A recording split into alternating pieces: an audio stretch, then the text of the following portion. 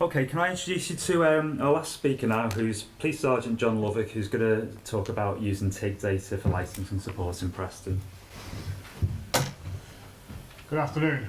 My name is John Lovick. I'm a police officer, work for Lancashire Constabulary. I've done since sometime last century. And for the last 5 years I've been a licensing sergeant at Preston Police Station.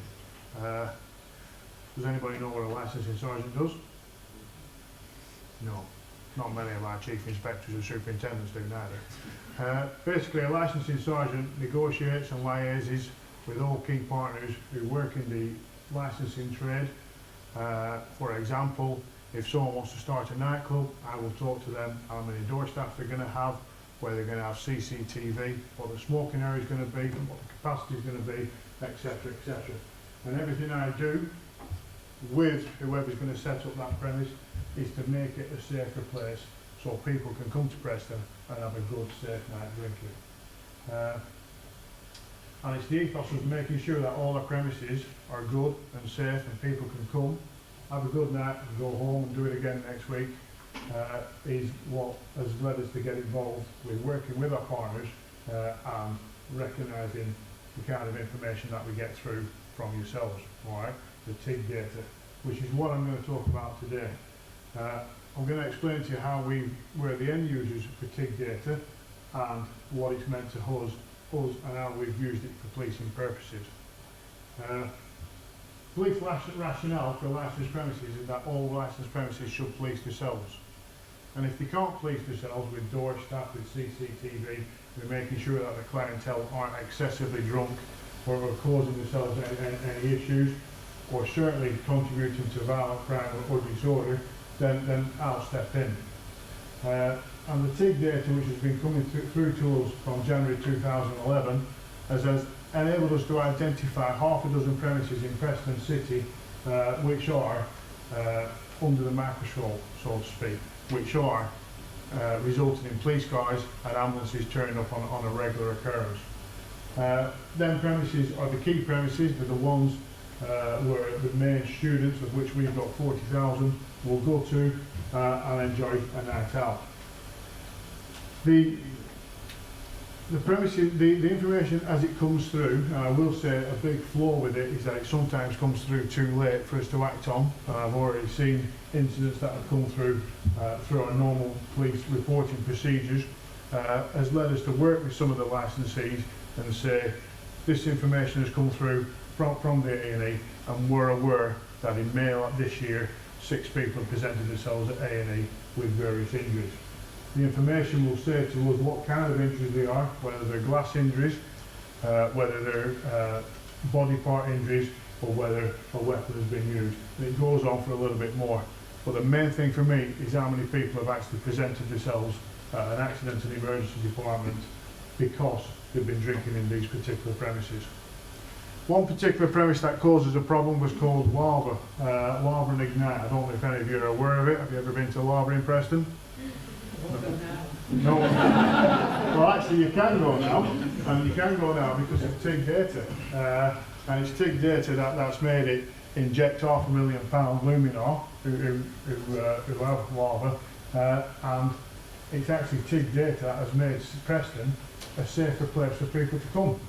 In fact, Preston has now got the Purple Flag Award, along with Liverpool and Manchester, and I think the last city that got that was actually Lincoln. There's only 34 cities that have got Purple Flag status. Blackpool applied for it, and needless to say, they got told no. But I'm quite proud that Preston has got Purple Flag Award, and it's because of simple things like recognising and reading TIG data and taking it to the area managers, taking it to the DPSs, and saying to them, last month, 2 people went to Preston Accident Emergency Department. Them 2 people were both under 25, they were both males. They both presented themselves there between 2 and 4 o'clock in the morning. And they both got injuries that have been caused on your premise. What are you going to do about it? Because us, the cops, expect you to police yourself. And if you can't police yourself, then I'm going to step in with my size 12s and I'm going to police it for you. And it's with Lava, because of the incidents of crime and disorder at that particular premise, and because of people turning up at accident and emergency departments, that I stepped in.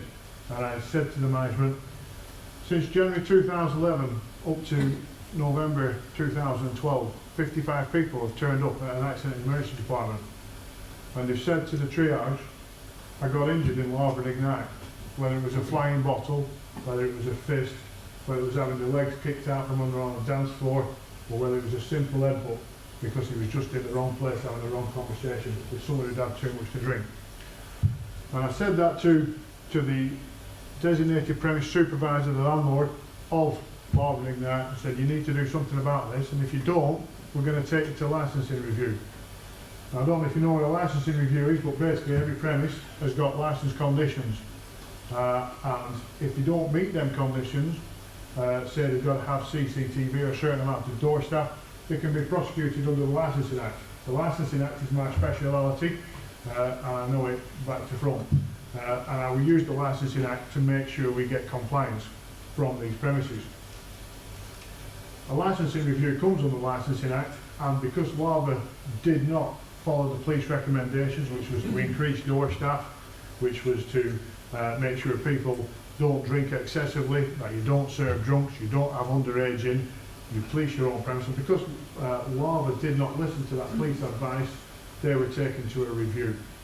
And that meant that they had to go in front of the town hall, in front of a licensing subcommittee of 3 councillors, who would then impose conditions. Some of them conditions could be increasing door staff, some of them conditions could be reducing their operating hours, and are quite far-reaching, and they can in fact even revoke the licence. So it's imperative that the licensed premises listen to the police, work with the police, and do all they can to put their own house in order. The issue with Lava, and this is based on TIG data, the issue with Lava was they'd lost control. As I said, 55 people had gone to A&E over a period of about 18 months and turned up and said, we've got any injuries in Lava. We said that to Lava. Lava weren't interested in that, Luminar weren't really interested in that until we went to the town hall.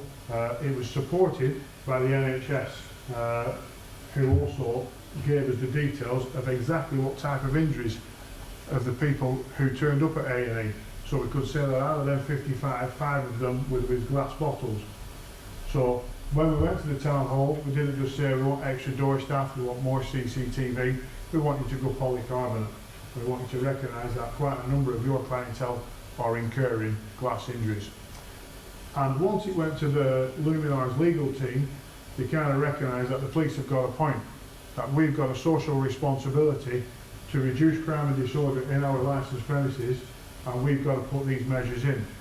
And it was actually settled, like a good divorce, before we actually went into the town hall. And we sorted it all out round the table, and these were the measures that we agreed. The knock-on effect is that Lava shut down for a period and reopened after a £500,000 refurbishment as Evoke. And incidents have dropped quite significantly. They've dropped about 40%, which I'm really, really pleased with. And the reason we targeted Lava is because Lava has a massive footfall, 1,850 people. The majority of the students in Preston make to that venue, and it's important that we police that. So Lava was a success story, and it was a success story based upon the information that I received from TIG.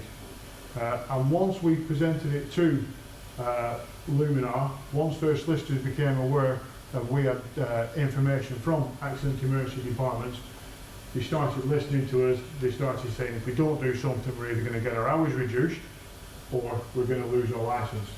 Either way, they got the house in order. I'm very pleased with the information that comes through. I'm very pleased that it's now out in the public arena to the extent that our key licensed premises are aware that we have this information that comes through.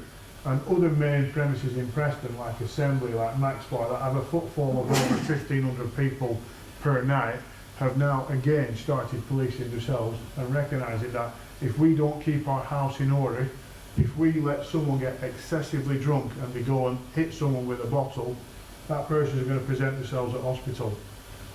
Sergeant Lovick's going to become aware of that information, no matter how much they try and keep it under the carpet, and he's going to come in and have a conversation with us. And that conversation is going to be pretty uncomfortable, and knowing how unreasonable it can be, he'll probably take us to review.